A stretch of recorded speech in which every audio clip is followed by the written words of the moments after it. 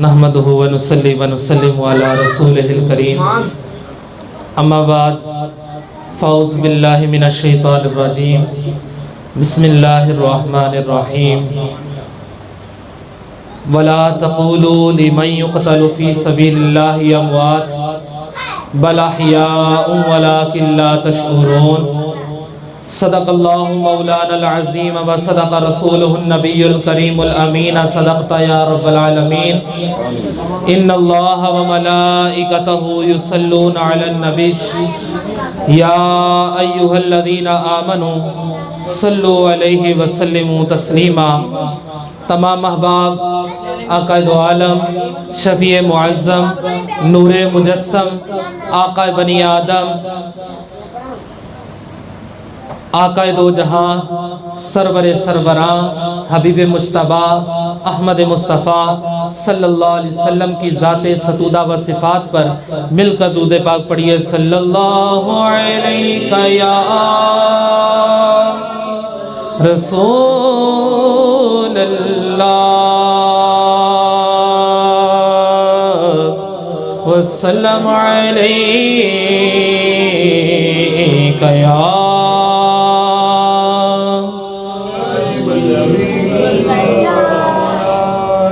دوزخ میں جائے کیوں وہ، ارے جس کا حسین ہے،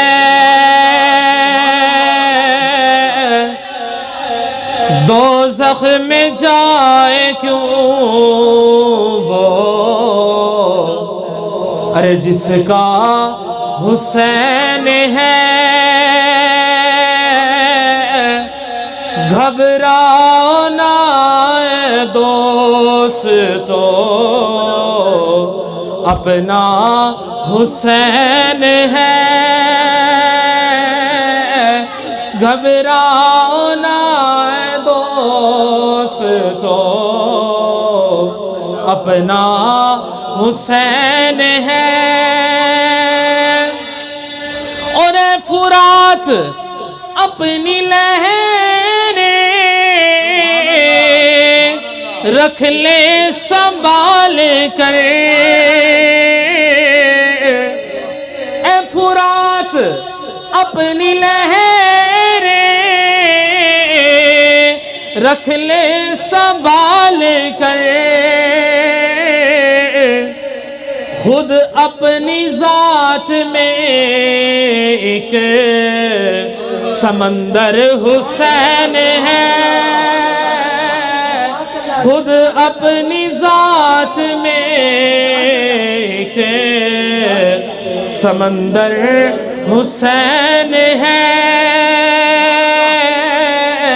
گھبرانا ہے دوستو اپنا حسین ہے۔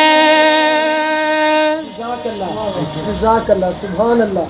آج ہم سب یہاں پر اکٹھا ہوئے 10 محرم الحرام ذکر شہدائے کربلا کے حوالے سے ہم سب یہاں پر اکٹھا ہیں۔ حضرت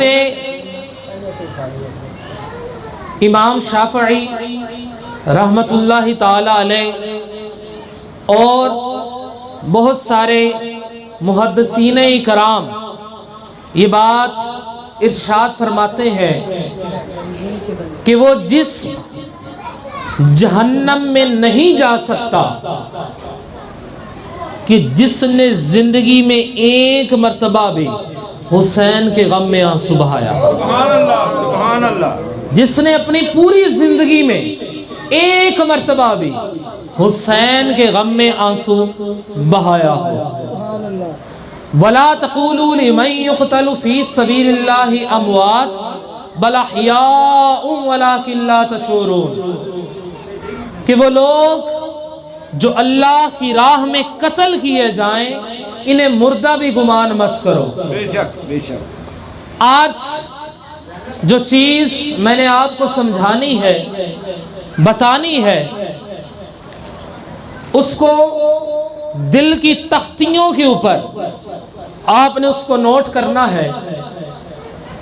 ذکر شہدائے کربلا تو سب کرتے ہیں، بتاتے ہیں کہ نواسہ رسول حضرت امام علی مقام حضرت امام حسین سلام اللہ علیہ السلام رضی اللہ تعالی عنہ، آپ کربلا کے میدان کے اندر حضرت امام علی مقام کو اس طرح سے شہید کیا گیا، معصوم علی اصغر کو شہید کیا گیا، شبیہ مصطفیٰ حضرت امام علی اکبر 18 سال کی عمر میں ان کو شہید کیا گیا، حضرت امام حسن علیہ السلام کے صاحبزادے حضرت امام قاسم 17 سال کی عمر میں آپ کربلا کے میدان میں شہید ہوئے، حضرت عباس علمدار کربلا کے میدان کے اندر شہید ہوئے، حضرت حر کربلا کے میدان کے اندر شہید ہوئے،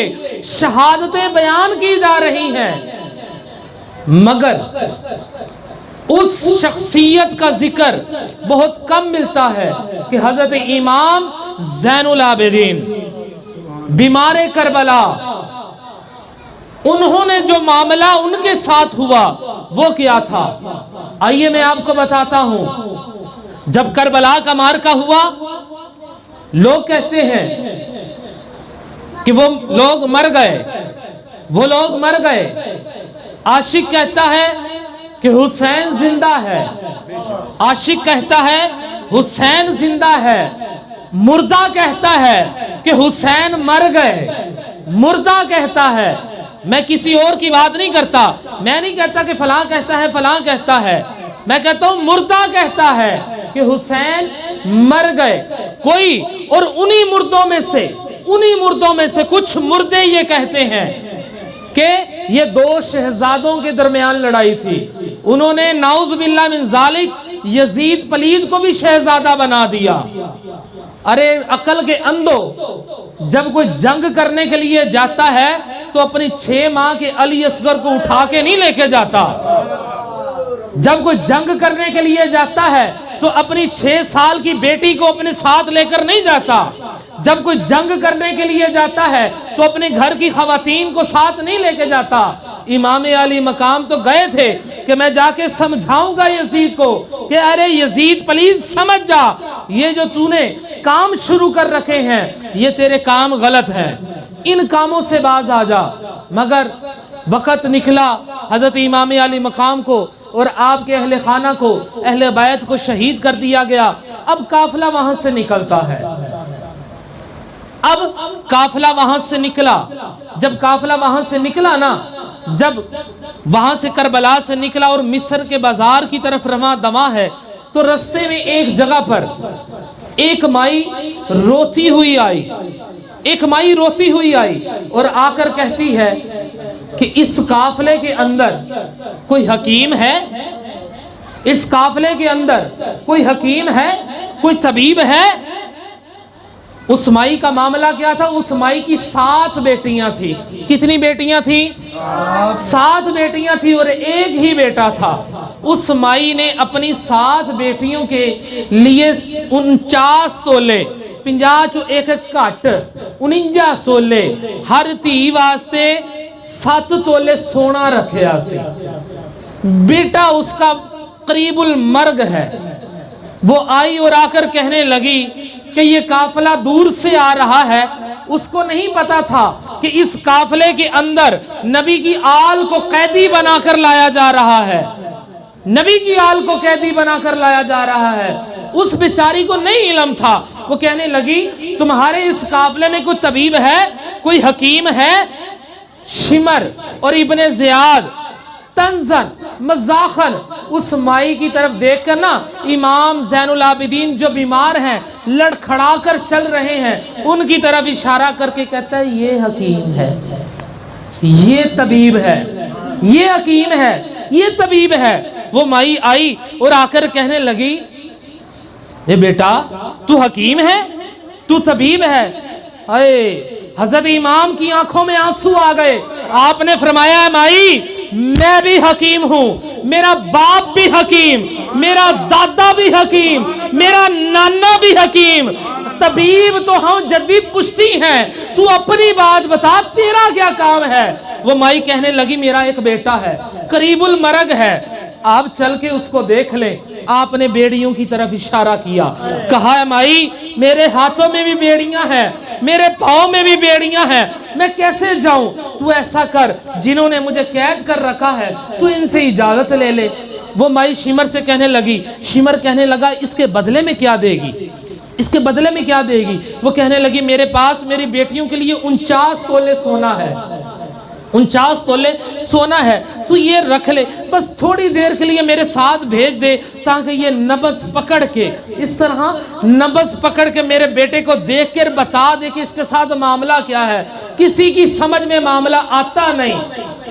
شمر نے کہا ٹھیک ہے, 49 تولے تو سونا لیا, 7 سپاہی بھیجے کہ جاؤ جاؤ امام زین العابدین کے ساتھ جاؤ. امام زین العابدین کے ساتھ گئے. اب جب جھونپڑی کے پاس پہنچے نا تو اس مائی کی جوان بیٹی جھونپڑی سے باہر نکل کے کہنے لگی مائی طبیب کو واپس کر دے, مائی طبیب کو واپس کر دے, جس کے لیے لے کر آئی تھی وہ تو اب رہا نہیں, جس کے لیے لے کر آئی تھی وہ تو رہا نہیں. اب جو آگے میں بات کرنے جا رہا ہوں نا اس کو ذرا توجہ سے سننا, جس کے لیے لے کر آئی تھی وہ تو رہا نہیں. مائی نے کہا پتر تیری مہربانی, تیری مہربانی. کہا نا مائی اب آیا ہوں تو اپنا کام پورا کر کے جاؤں گا, آیا ہوں تو اپنا کام پورا کر کے جاؤں گا. آپ گئے, آپ نے اس کے سر پر ہاتھ پھیرا اور سر پر ہاتھ پھیر کر اس کے سینے پر ہاتھ رکھ کے فرمایا وہ جانتا ہے میں کون ہوں؟ میں حسین کا بیٹا ہوں, حسین علی کا بیٹا ہے, میں فاطمہ کا بیٹا ہوں, فاطمہ نبی کی بیٹی ہے, اور تو ابھی بھی لیٹا ہے, اور تو ابھی بھی لیٹا ہے. اتنا کہنا تھا کہ وہ کلمہ پڑھتا ہوا اٹھ کر بیٹھ گیا, کلمہ پڑھتا ہوا اٹھ کر بیٹھ گیا. امام زین العابدین کی طرف دیکھ کر وہ مائی کہنے لگی یہ جملہ بڑا توجہ کے ساتھ سننے والا ہے, دل کے کانوں سے سننے والا ہے, اپنے پاس سنبھال کر رکھنے والا ہے.